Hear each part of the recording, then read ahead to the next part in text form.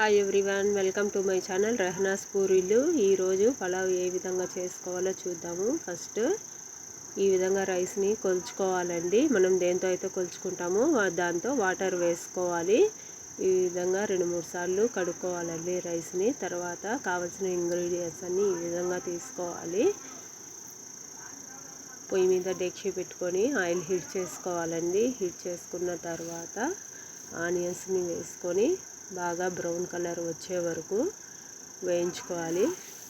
పలావ్ మనకు full colour brown కలర్లో రావాలంటే ఆనియన్స్ని బ్రౌన్గా వేయించుకోవాలండి బాగా.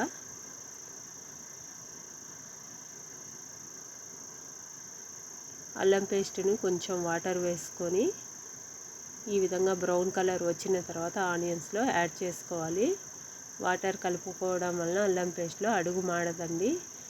ఈ విధంగా అల్లం పేస్టులో పచ్చిదనం పోయే వరకు ఫ్రై చేసుకున్న తర్వాత టమాటా, మిర్చి, కొత్తిమీర యాడ్ చేసుకొని కొంచెం సేపు మగ్గించుకొని వాటర్ యాడ్ చేసుకోవాలండి. వాటర్ వచ్చేసి 1కి 2 వేసుకోవాలండి. ఉప్పు కూడా అంతే అండి. ఈ విధంగా పిడికిలతో లూజ్గా పట్టుకొని 1 కేజీకి 1 పిడికిలి లూజ్గా వేసేసుకోవాలి. ఈ విధంగా కలుపుకొని పొంగు వచ్చే వరకు ఎసురుని బాగా ఉడికించుకోవాలండి.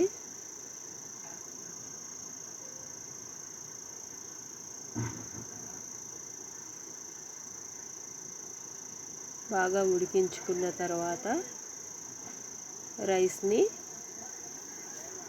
దీంట్లో యాడ్ చేసేసుకోవాలండి. యాడ్ చేసుకున్న తర్వాత కింది నుండి పైకి ఒకసారి బాగా కలుపుకోవాలి రైస్ని.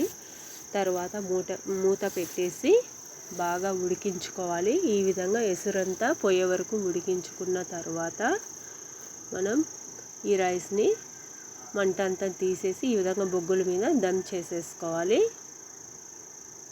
అంతేనండి, పలావ్ రెడీ. మీరు కూడా ట్రై చేసి ఏ విధంగా కుదిరిందో కమెంట్స్లో చెప్పండి. Thanks for watching.